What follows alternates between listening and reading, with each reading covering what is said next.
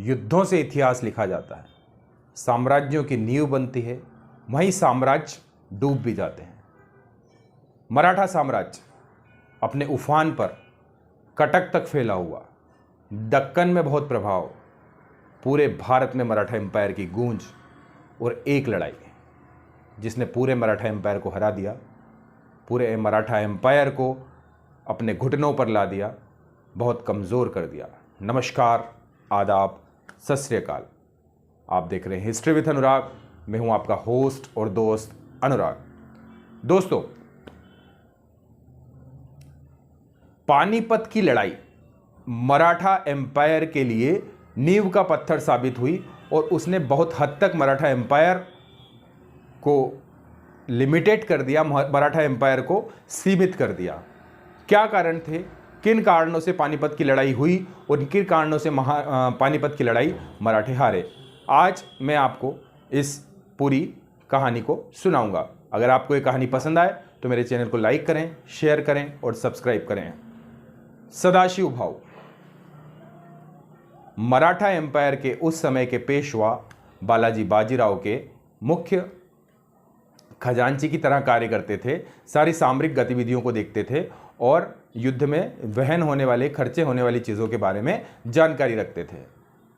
वहीं उनके एक सेनापति रघुनाथ राव, जो कि उनके बहुत मजबूत सेनापति हुआ करते थे, वे एक समय कटक तक जीत कर आए। लाहौर पंजाब में अपने नए वहाँ पर पेशवा बिठाए और उत्तर भारत में मराठा एम्पायर को और मजबूत किया, सामरिक गतिविधियों में और मजबूत किया। कमजोरी ये रही कि रघुनाथ राव युद्ध तो जीत कर आते थे, लेकिन उसका राजकीय खजाने पर बहुत प्रभाव पड़ता था।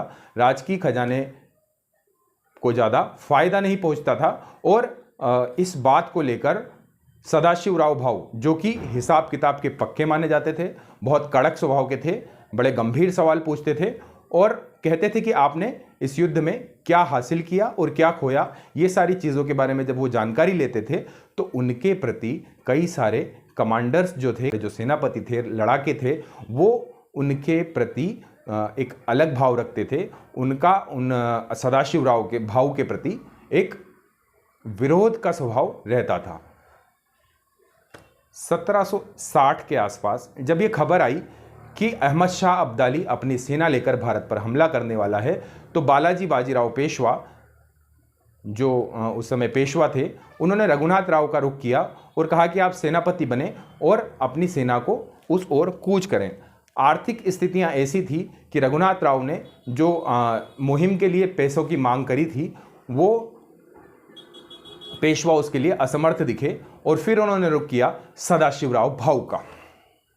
सदाशिवराव भाऊ, उन्हें जितनी संपत्ति, जितना धन इस मुहिम को चलाने के लिए दिया गया, वो लेकर आगे बढ़े। युद्ध की शुरुआत से ही कई सारी रणनीतिक भूलें मराठों ने की। सबसे पहली रणनीतिक भूल, मराठे अपने साथ एक बहुत बड़े तीर्थयात्रियों के जत्थे को लेके गए, जो भी मराठे सैनिक उस समय लड़ रहे थे, उनके परिवार, खुद सदाशिवराव भाऊ की पत्नी और कई सारे लोग, लगभग ऐसा कहा जाता है कि 1 लाख यात्री उस समय मराठी सेना के साथ गए, जो कि उनके ऊपर एक अतिरिक्त बोझ डालने वाला था। जिस समय उन्होंने कूच किया वो बारिश का समय था। यमुना को वो पार कर रहे थे। यमुना बहुत उफान पर थी, सितंबर का महीना था, 1760 का सितंबर चल रहा था, लेकिन वो यमुना को पार नहीं कर पा रहे थे, तो वो सीधे यमुना की सीध में आगे बढ़े।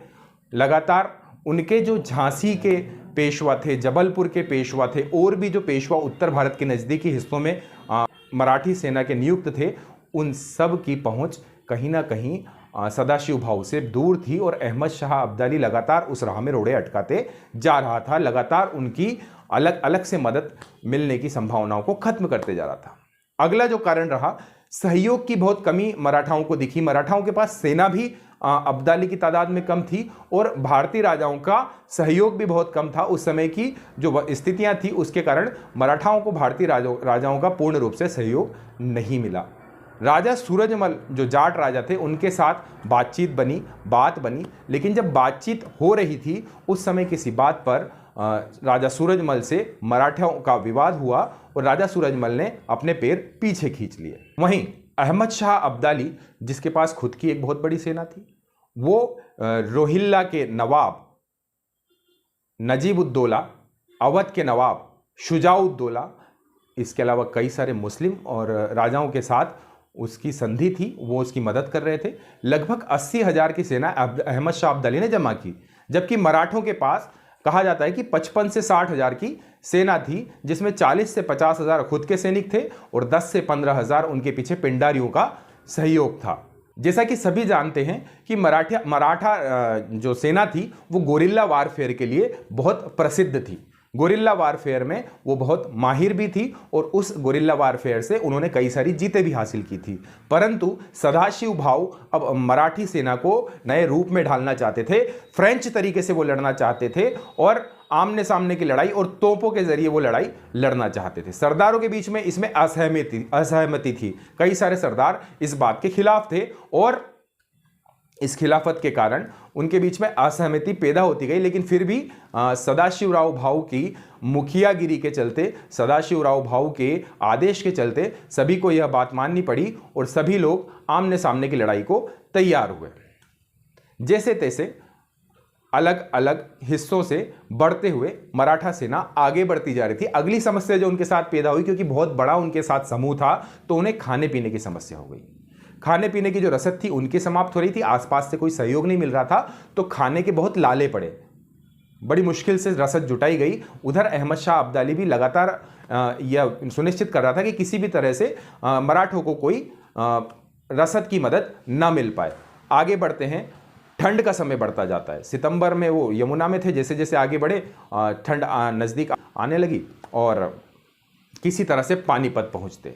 पानीपत जैसे ही पहुंचे वो, पानीपत में अब्दाली की सेना भी वहीं मौजूद थी, मराठे भी वहीं मौजूद थे। पानीपत में कड़ाके की ठंड और मराठा सेनाओं के पास कपड़ों की, जो ठंड के लिए वास्तव में सेना के पास कपड़े होने चाहिए, वो कपड़े नहीं थे और उसके कारण ठंड से वो परेशान चल रहे थे। उनके पास रसद की कमी थी और कई सारे राजाओं के सहयोग नहीं मिल पाने के कारण वो एक समस्या से जूझ ही रहे थे। सामने बहुत बड़ी सेना थी। लड़ाई पानीपत में शुरू हो जाती है। 80,000 अब्दाली के साथ सैनिक होते हैं और 60,000 मराठों के साथ सैनिक होते हैं। शुरुआती दौर में यह देखा गया कि मराठा लड़ाई जैसे ही शुरू हुई, मराठा शुरू में बढ़त हासिल करने लगे। इब्राहिम गारदी जो तोपची थे, इब्राहिम गारदी की तोपों के चलते मराठों को बहुत अच्छी बढ़त मिली। यहीं सदाशिवराव भाऊ ने विश्वासराव भट्ट, जो कि पेशवा के बेटे थे, उनको मुख्य सेनापति बनाया, उनको एक हाथी के ओहदे में बिठाया और उनके नेतृत्व में युद्ध लड़ा जाने लगा। इब्राहिम गारदी की तोपें लगातार अपना काम कर रही थी।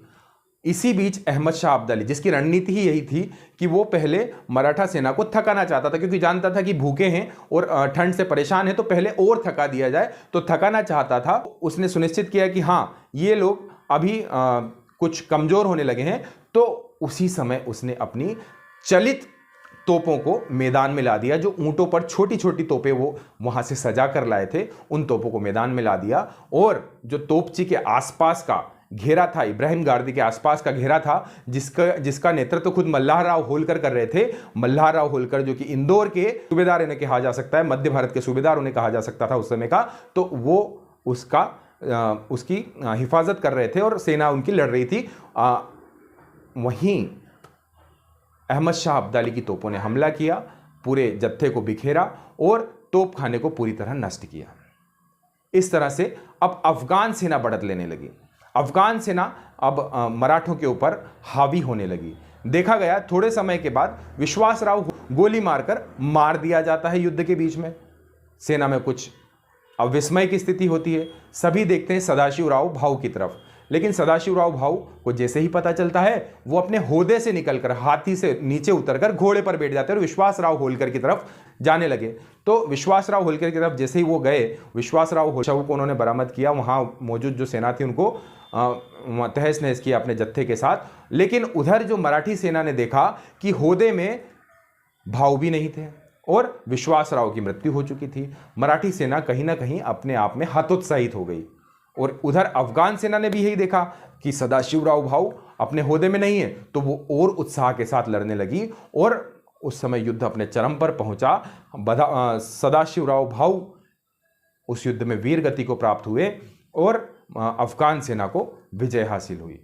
इस युद्ध में महादजी शिंदे, राणोजी बहिते, जानोजी शिंदे और मस्तानी और बाजीराव के बेटे शमशेर बहादुर, ऐसे कई सारे मराठा सेनापति, मराठा सरदार सदाशिवराव भाऊ के साथ थे। कई सारे लोग वीर गति को प्राप्त हो गए। जो लोग उस समय अफगानी सेना ने बहुत भगदड़ मचाई, मराठी लोग वहाँ से भागने लगे। जो पिलग्रिम्स थे, जो तीर्थयात्री थे, वो भी बड़ी संख्या में वहाँ से भागे। ऐसा कहा जाता है कि अब्दाली ने कई सारे मराठी लोगों को पकड़ लिया और बाद में उन्हें स्लेव के रूप में, दास के रूप में बेचा गया। और जो वहाँ से भागने में सफल हो पाए वो लोग आगे बढ़ गए। ऐसा कहा जाता है। मल्हार राव होलकर के बारे में भी कई सारे सवाल उठते हैं। जो कहा जाता है कि मल्हार राव होलकर ने कहीं ना कहीं इस युद्ध में पूर्ण मन से भाग नहीं लिया। हालांकि इसका कोई ऐतिहासिक प्रमाण नहीं है और मल्हार राव होलकर युद्ध में उनके साथ काफ़ी समय तक रहे, पर सवाल उठाए जाते हैं। इसका इतिहास में अलग अलग तरह की बातें कही जाती हैं।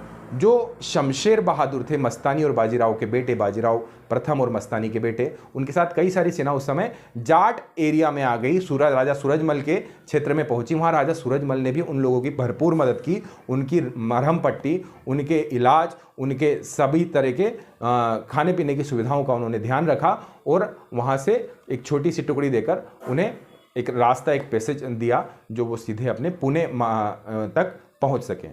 इस युद्ध का परिणाम ये रहा कि मराठा बहुत हद तक कमज़ोर हो गए। मराठाओं की सीमाएं अब सीमित हो गई और शानदार साम्राज्य भारत का बन सकता था, वो कहीं ना कहीं अपनी सीमाओं में बंध गया। अगर आप इतिहास की और इसी तरह की कहानियां देखना चाहते हैं तो मेरे चैनल को लाइक करें, शेयर करें और अधिक से अधिक सब्सक्राइब करें। शुभ रात्रि, शब बखैर।